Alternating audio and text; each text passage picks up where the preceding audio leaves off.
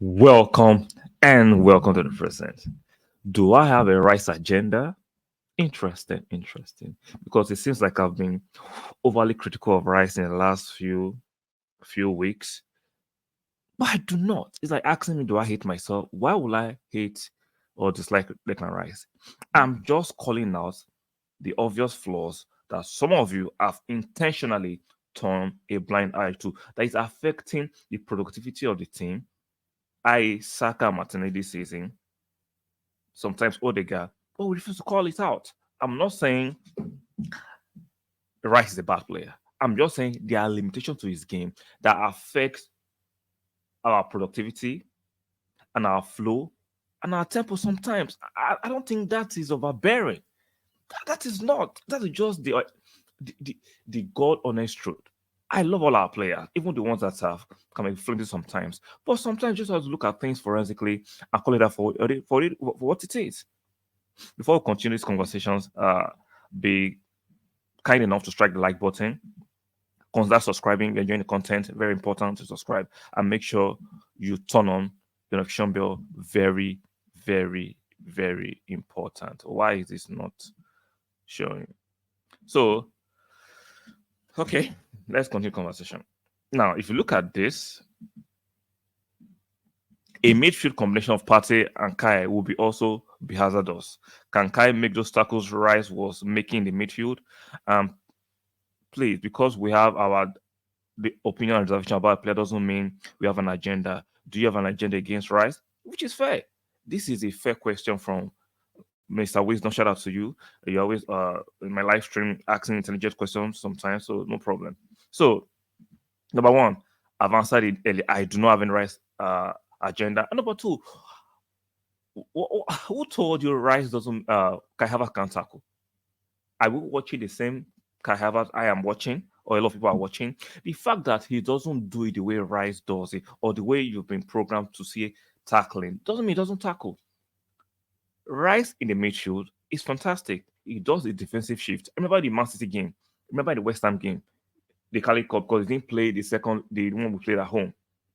Rice was even in the Newcastle game. He was the one that stood up to Newcastle at Newcastle. Where was Rice that day? Where was Rice against Newcastle at St. James's Park? See, I understand there's a certain aesthetic some of us are used to when we look at certain players and certain programming, the media, especially aka the mainstream, have programmed us how to look at the game. Kai is lanky, is tall. He might not have the aggressive aesthetic you're looking for when you're tackling, but go and watch the game forensically and intentionally and empirically. You see that Kai does his fair share of tackling and he does it well. I understand Declan Rice has the aesthetic, the robustness of tackling that you want, but doesn't make him. I'm not saying he's not a better tackler than Kai. Don't get it wrong. Don't get me wrong. But doesn't make him overwhelmingly better than Kai. Kai does his fair share. Now let me push it to a different level. Now, as a DM, we all know anybody with a brain that is not being biased know that Declan Rice is a better tackler than Partey as a DM, which is fantastic. You want your DM to be able to tackle. But in the modern game, your DM has to have the ability to pass the ball. Incisive passing, creative passing, adding to the fluidity of the team is very important even from your DM. Even sometimes we see there's a craving for ball playing center backs. Why? Because the game is being developed to a different level these days. So everybody has to have their own fair share of attacking verve as much as they have their defensive side. Even though as a defender, even we are seeing goalkeepers, people are seeking for ball playing goalkeepers. Back to the Declan Rice defensive whatever. Now, if I'm to put a number to it, I'll say Declan Rice is 95% instead of tackling.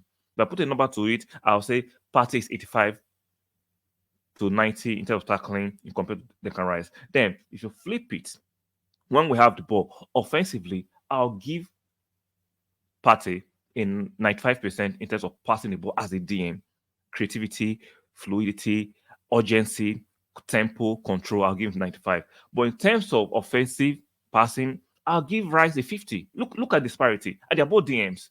They're both DMs, 95 to Rice defensively, 50 to him offensively.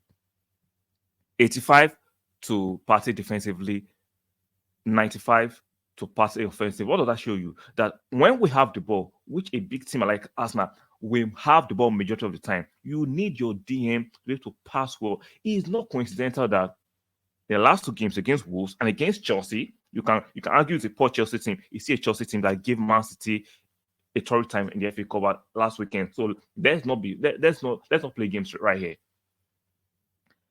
It's not coincidental that Odegaard, Saka, right, even Rice himself, they look better when Partey is on the pitch.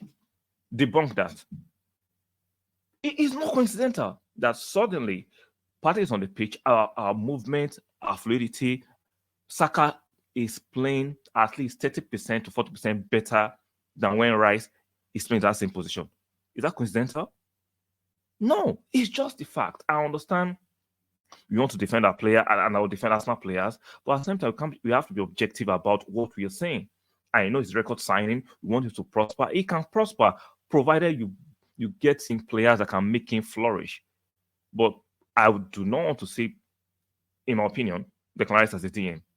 I want to see him as that 8, not because he's creative, because you want a DM that is creative, that can make him do his defensive job up the pitch. So we are pressing higher, which is a system Arteta wants to play. So he minimizes the effect of the creativity of Rice. Because I'm sorry, Rice is shambolic with his creative passes. He doesn't have it.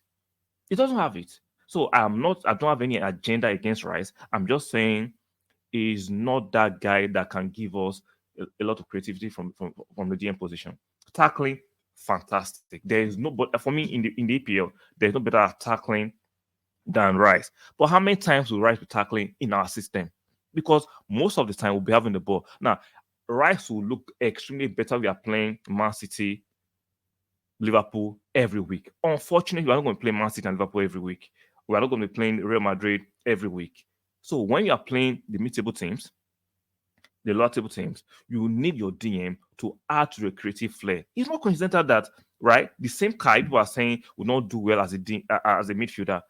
Always, even as a 9, it's always in the midfield, linking up play. You saw the goals yesterday. It's not coincidental that the same guy you are saying you can only play as a strike. He's always in the midfield, linking up and see has the time to go back and play the first 9. So you might not like the way Kai does it because it's not conventional mainstream. It doesn't mean it's not effective. I get it. People like certain aesthetic, right? I like the aesthetic of Jesus, what it gives to us, right? Offensively. But guess what? Kai gives us more goals than Jesus when he plays on top. Look at the goals galore we are scoring when Kai plays on top in comparison to Jesus, who wants to take extra touches, he wants to do unnecessary dribbles. Those unnecessary dribbles, I love it. But I have to put things in compartments and look at it that, okay, I love the unnecessary dribbles sometimes, but is it giving us the result?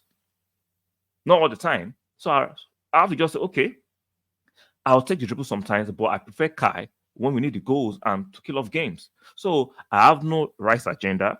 I have no agenda against any Arsenal player. I'm just saying Rice offensively is very mid, is basic, is still like it is the truth. You might not like it. I don't like it. I wish it wasn't like that, but it's objectively the truth.